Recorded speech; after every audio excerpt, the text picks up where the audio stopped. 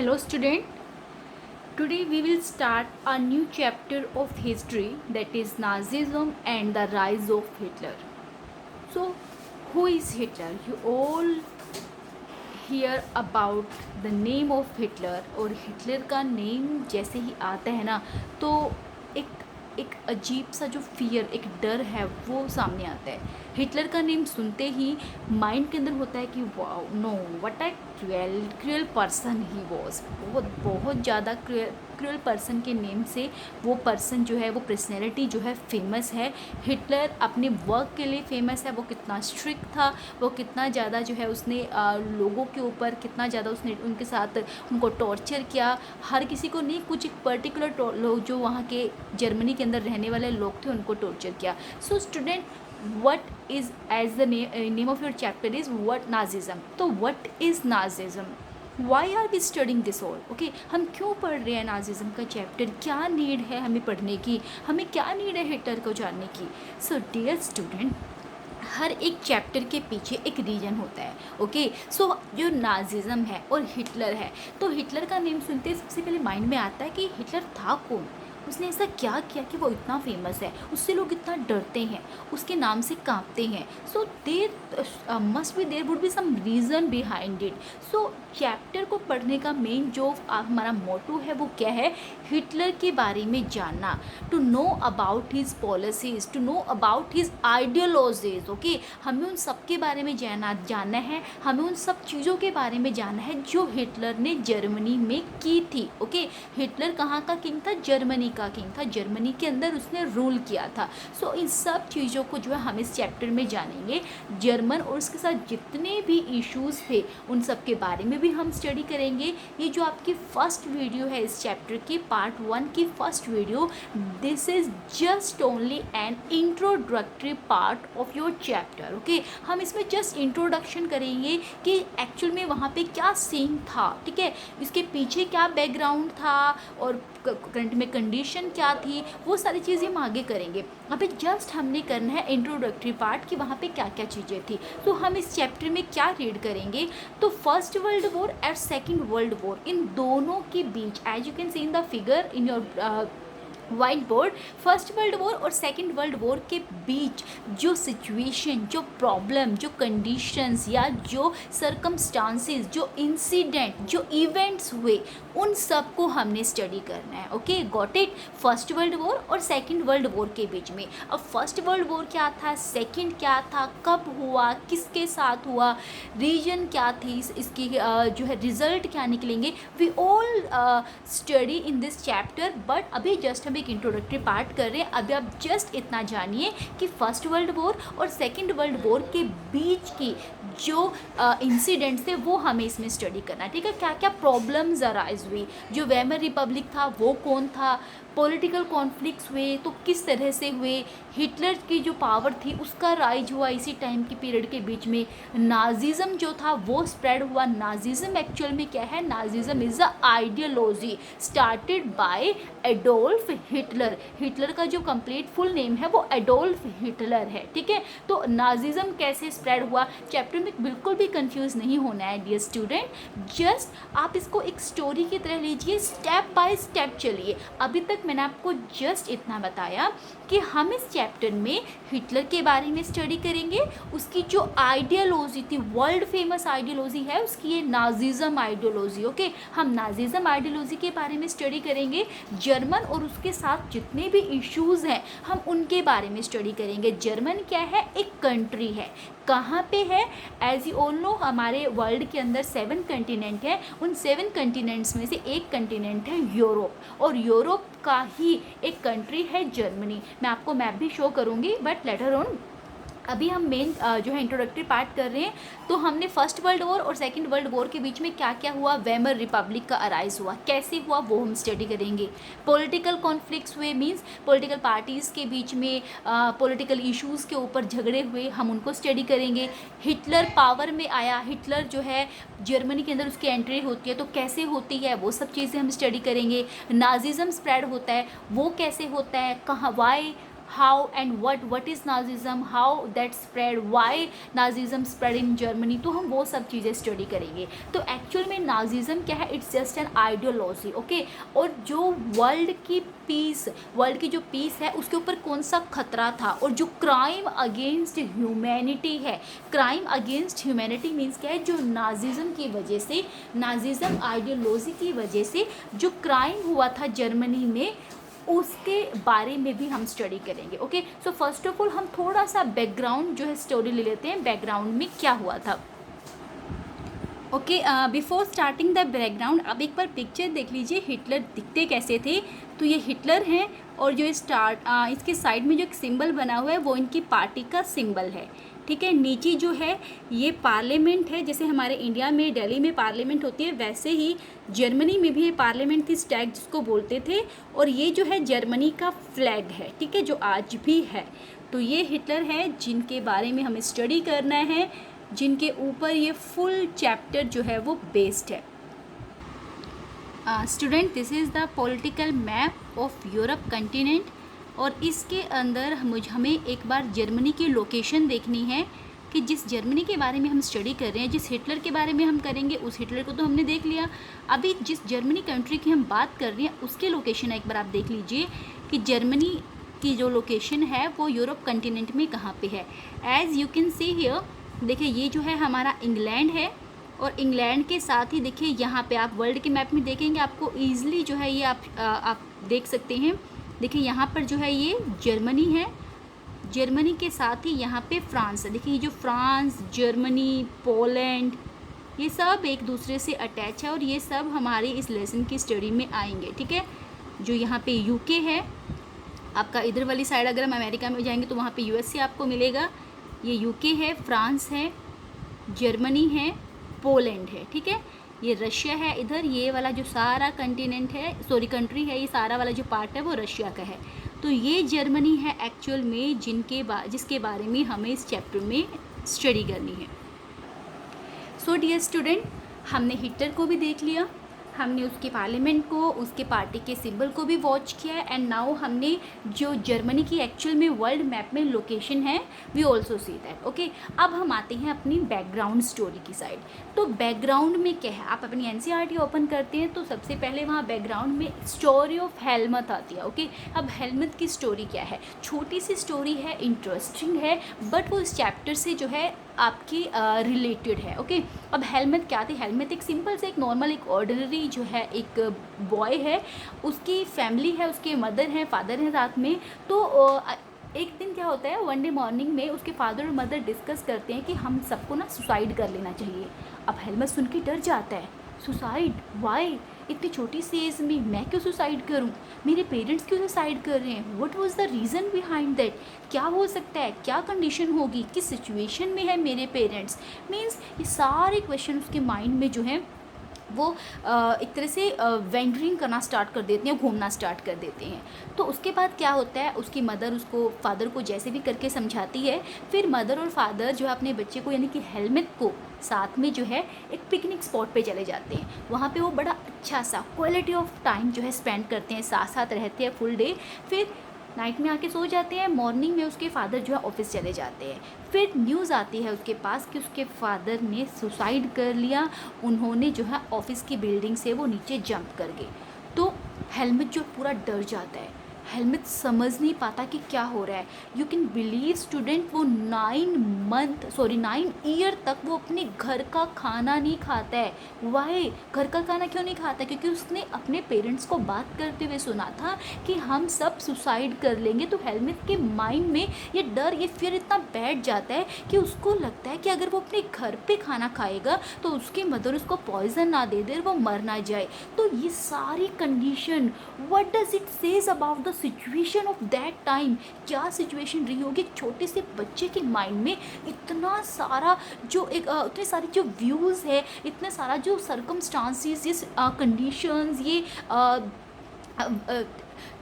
Fight of thoughts जो उसके mind में चल रहा है, ये सब क्यों था, क्या रीज़न था इसके पीछे, what the situation behind it, why was the situation like that, ऐसी क्यों सिचुएशन थी कि लोगों को सुसाइड करना पड़ रहा है। सो स्टूडेंट, जो हेलमेट के फादर थे वो एक नाजी पर्सन थे। नाजी कौन होते थे?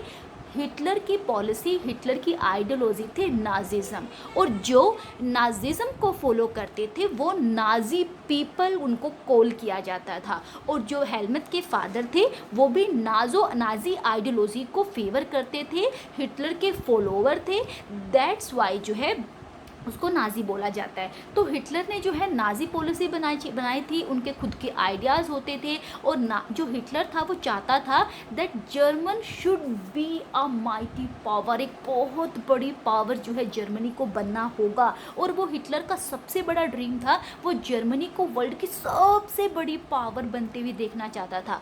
But they were not successful. Why? क्या रीज़न था? जर्मनी को हिटलर पावरफुल बनते हुए देखना चाहता था बट ऐसा कर नहीं पाया, तो कुछ ना कुछ तो रीजन रहा होगा ना। तो हम बात कर रहे थे हेलमेट की स्टोरी की। उसके फादर ने सुसाइड किया, क्यों किया? क्योंकि वो नाजी था। नाजी था तो क्या हो गया, कौन सा बड़ा उसने गुनाह कर दिया? एक्चुअल में क्या था, ये बात है सेकेंड वर्ल्ड वॉर की, ठीक है। सेकेंड वर्ल्ड वॉर में क्या था, सेकेंड वर्ल्ड वॉर जो हमारा स्टार्ट हुआ था वो 1939 से लेके 1945 के बीच में चला। स्टूडेंट, आपको डेट लर्न रखनी है। हमारा सेकेंड वर्ल्ड वॉर जो है वो 1939 से 1945 के बीच में चला। इस वर्ल्ड वॉर में 1945 में, मई 1945 में जर्मनी सरेंडर कर देता है। किसको? एलाइज पावर को। अब एलाइज पावर कौन है? सो थोड़ा सा एक बार हम इसको स्टडी कर लेते हैं। क्या हुआ था सेकेंड वर्ल्ड वॉर के अंदर? टू पावर्स जो थी वो आमने सामने थी, वर्सेस था। कैसे? एक साइड अलाइज थे, दूसरी साइड एक्सिस पावर थी। अलाइज पावर में कौन थे? You can see in the on the white board. Allies power में थे फ्रांस, अभी अभी हमने मैप में देखा है ना, फ्रांस, रशिया, यूके, यूएसए, यानी जो वर्ल्ड की पावरफुल कंट्री जिनको आज हम जानते हैं वर्ल्ड की पावरफुल कंट्री के नेम से, वो सारी की सारी एक ग्रुप में थी और उनको अलाइज पावर बोलते थे, ठीक है। अलाइज पावर के बाद सेकेंड साइड कौन थे? Axis power. एक्सिस पावर में कौन थे? जर्मनी था, जिसके बारे में हम चैप्टर में रीड कर रही हैं, इटली एंड जापान, ठीक है। जर्मनी, इटली एंड जापान, ये तीनों एक साइड थे, इनको एक्सिस पावर बोलते थे। इन दोनों पावर्स के बीच में जो था वॉर था, और विनर कौन हुआ? अलाइज पावर, फ्रांस, रसिया, यूके, यूएसए, ये लोग जीत गए थे। और हारे कौन थे? जर्मनी, इटली और जापान। तो जब सेकेंड वर्ल्ड वॉर में जर्मनी हारा तो जर्मनी ने सरेंडर कर दिया। अब जर्मनी ने सरेंडर किया तो क्या हुआ? सरेंडर करने के बाद अब जो भी, अब देखिए एक और चीज़ यहाँ पे ध्यान देने वाली है कि जर्मनी ने जब सरेंडर किया ना, अब हिटलर जो था वो जान चुका था कि सेकेंड वर्ल्ड वॉर में वो हारने वाले हैं, जर्मनी हारने वाला है, तो अब तो कोई ऑप्शन उसके पास नहीं है। और हिटलर नहीं चाहता था कि वो किसी दूसरी कंट्री, किसी रूलर के आगे अपना सर झुकाए, ये तो उसके रूल्स के ही अगेंस्ट था, वो हार नहीं मान सकता था। दैट्स वाई उसने क्या किया, उसने एक बंकर क्या होते हैं, ज़मीन के अंदर जो है एक सेफ प्लेस जो बना के रखते हैं वॉर के टाइम में, तो बंकर में जाता है, वहाँ अपनी फुल फैमिली के साथ जो है वहाँ पे सुसाइड कर लेता है। हिटलर, जिसके नेम से सब कांपते हैं, उसने सुसाइड किया था। ऐसी कंडीशन उसकी लाइफ में आ गई थी कि उसको सुसाइड करना पड़ा। वो हारते हुए अपने आप को नहीं देखना चाहता था, वो इंसल्ट जो है बर्दाश्त नहीं कर सकता था। दैट्स वाई उसने किसी दूसरे के सामने सर झुकाने की बजाय उसने सुसाइड करना ज़्यादा उसको सही लगा, ये उसकी जो है थिंकिंग थी। तो जब जर्मनी तो सुसाइड कर चुका था, हिटलर तो सुसाइड कर चुका था, अब हिटलर तो मर गया, ठीक है। अब बाकी लोग तो वहीं पे है ना, तो बाकी लोगों के साथ क्या करें? देखो जो विनर है, अब विनर वाली पार्टी जो है इस वॉर में जिन्होंने लूज़ किया है, जो लूज़र हैं उनके साथ कुछ ना कुछ तो करेगी। तो क्या हुआ, जो विनर पार्टी थी यानी कि अलाइज पावर थे, उन्होंने इंटरनेशनल मिलिट्री ट्रिब्यूनल बनाया।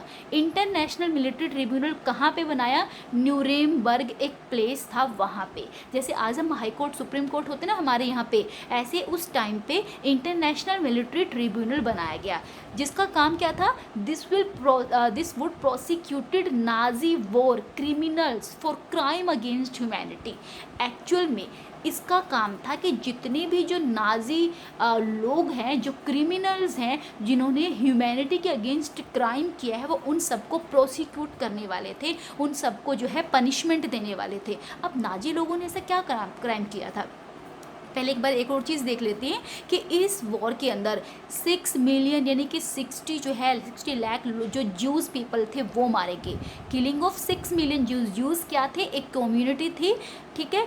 और 20 जो है 200,000 जिप्सीज भी एक कम्युनिटी थी वहाँ की, वो मारे गए। 1 मिलियन पॉलिश सिविलियंस और 70,000 जो है जर्मन पीपल मारे गए थे इसमें।